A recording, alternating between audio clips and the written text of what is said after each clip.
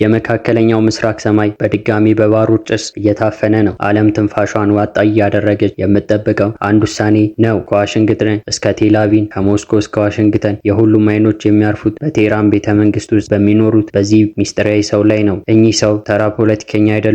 የአንድ ሀገር መሪ ብቻ አይደሉም። እሳቸው የመካከለኛ ምስራቅን የጂኦፖለቲካዊ ካርታ የመቀየር አቅም ያላቸው፣ የእሳት ቀለበት የመክተት ብቸኛ ስልጣን ያላቸው ሰው ናቸው።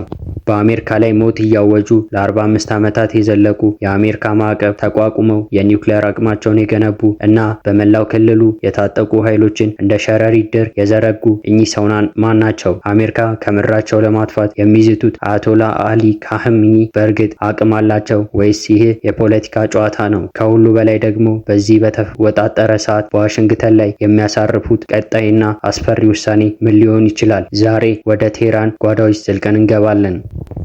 የታሪክ መዛግብትን ገልጠን ስንመለከት የዓለም ፖለቲካ ለረጅም ጊዜ ሲያዘዋውሩ የነበሩ መሪዎችን እናገኛለን። ነገር ግን እንደ አሊ ካሚኒ አይነት ውስብስብና የማይገመት መሪ ማግኘት ይከብዳል። በምዕራብ ዓለም የጥላ ንጉስ በመባል የሚታወቁት ካሚኒ የኢራን እስላማዊ ሪፐብሊክ የበላይነት ጠባቂ ብቻ ሳይሆኑ የመጨረሻው ቃል ባለቤት ናቸው። ፕሬዝዳንቶች ይወጣሉ፣ ይሄዳሉ፣ ፓርላማዎች ይለዋወጣሉ። ነገር ግን ካሚኒ እንደ አለት ጸንተው አሉ። እኚህ የ85 ዓመታት በቀኝ እጃቸው የያዙት ስልጣን የአሜሪካ ፕሬዝዳንቶችን እንቅልፍ የሚነሳ ነው። ታዲያ ይህ ሁሉ ጥላቻ ከየት መጣ? ኢራንና አሜሪካ ለምን አይታረቁም? ወደ ኋላ እንመለስ። እንደ አውሮፓውያን አቆጣጠር በ1939 በምስራቃዊ ኢራን መሻሂድ በተባለች ቅዱስ ከተማ የተወለዱት ያደጉት ቤት ድህነት የነገሰበት፣ ነገር ግን ሃይማኖታዊ ትምህርት እንደ ውሃ የሚጠጣበት ነበር። ነገር ግን በወጣትነታቸው የሻ መንግስት በመቃወም አብዮት እንቅስቃሴ ጀመሩ። በወቅቱ ኢራን የአሜሪካ የቅርብ ወዳጅና የመካከለኛው ምስራቅ ፖሊሲ ነበረች። ካሚኒ ይህን ግንኙነት እንደ ባርነት ነበር የሚመለከቱት። ለዓመታት ታስረው ተሰቃይተው በስለላ ድርጅቶች ክትትል ስር ውለዋል። ይህ መከራ ግን አላደከማቸውም። ይልቁኑ ለአሜሪካና ለምዕራቡ ዓለም ያላቸውን ጥላቻ አጠናከረላቸው። እንደ አውሮፓውያን አቆጣጠር በ1979 እስላማዊ አብዮት ሲፈነዳ ካሚኒ ግንባር ቀደም ተዋናይ ነበሩ። የአብዮቱ መሪ አያቶላ ሩሆላ ኬሚኒ ቀኝ እጅ በመሆን አዲሱን ኢራን መገንባት ጀመሩ። በ1981 በቦምብ ጥቃት ቀኝ እጃቸውን ሽባ ቢሆኑም ይህ ጉዳት እንደ ሕያው ሰማዕትነት ምልክት በመቁጠር የፖለቲካ ጉዟቸውን ቀጠሉ። በ1989 ኬሚኒ ሲያርፉ ማንም ያልጠበቀው ነገር ተፈጠረ። ብዙዎች የሃይማኖት ሊቅ አይደሉም ብለው ሲያጣጥሏቸው የነበሩ ካሚኒ የኢራን የበላይ መሪ ተብለው ተሾሙ። ከዚያች ቀን ጀምሮ ላለፉት 3 ዓመታት ኢራንን በብረት እጅ እየመሩ ይገኛሉ። አያቶላ ካሚኒ ለመረዳት የእሳቸውን የዓለም እይታ መረዳት ያስፈልጋል። ለእሳቸው ዓለም በሁለት የተከፈለች ናት፣ ጨቋኞችና ተጨቋኞች። አሜሪካ በእሳቸው አጠራር ታላቁ ሰይጣን የጨቋኞች መሪ ናት። ይህ ለእሳቸው የፖለቲካ አቋም ብቻ አይደለም፣ የሃይማኖት እምነት አካል ነው። አሜሪካን መታገል ማለት ለእግዚአብሔር መታገል እንደሆነ አጥብቀው ያምናሉ። ይህ እምነት ነው እንግዲህ ለድርድርና ለዲፕሎማሲ ዝግ ያደረጋቸው። አሁን ላይ ያለው ጥያቄ ይህ ታሪካዊ ጥላቻ ወደ ምን አይነት እርምጃ ይቀየራል የሚለው ነው። ኢራን በአሁኑ ሰዓት በታሪክ አደገኛ በተባለ መስቀለኛ መንገድ ላይ ትገኛለች። በአንድ በኩል የምዕራቡ ዓለም ማዕቀብ ኢኮኖሚዋን አሽመድምዶታል። በሌላ በኩል ደግሞ የውስጥ ተቃውሞች መንግስታቸውን እየፈተኑ ነው። ነገር ግን ካሚኒ ወደኋላ የሚያፈገፍጉ ሰው አይደሉም።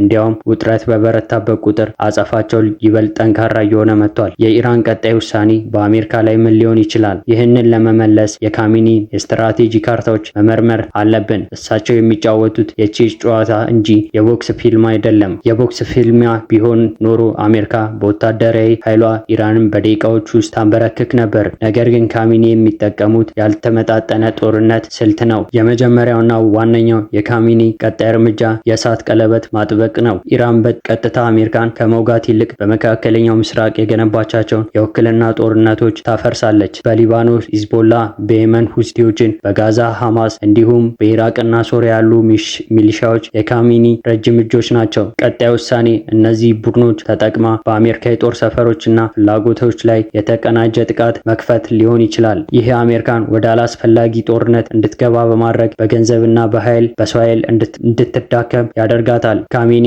አሜሪካ ከአፍጋኒስታን ጋር እንደመጣች ሁሉ ከመላው መካከለኛ ምስራቅ እንድትወጣ እናደርጋለን ብለው በይፋ አዝተዋል። ሁለተኛውና ዓለምን የሚያስጨንቀው ጉዳይ የኒውክሌር ካርታ ነው። አያቶላ ካሚኒ በሃይማኖታዊ አዋጅ የኒውክሌር ቦምብ መስራት ክልክል ነው ቢሉም የምስራቁ ዓለም ስላለ ተቋማት ግን ኢራን ለቦምብ ማምረት የሚያስፈልጓትን ዩራኒየም ለማከማቸት ከጫፍ መድረሷን ይገልጻሉ። ቀጣዩ የኢራን እርምጃ ከዓለም አቀፍ የኒውክሌር ስምምነት ሙሉ በሙሉ በማውጣት ቦምብ ወደ መስራት መሸጋገር ሊሆን ይችላል። ይህ ውሳኔ ከተወሰነ አሜሪካና እስራኤል ዝም ብለው አይመለከቱም። ይህ ማለት ደግሞ ቀጣዩ ጦርነት ማለት ነው። ካሚኒ ይህንን ያውቃሉ። ነገር ግን አሜሪካን ለማስፈራራትና ማዕቀቦችን ለማስነሳት ይህን ካርታ እንደ የመጨረሻ ማስጠንቀቂያ ሊጠቀሙት ይችላሉ።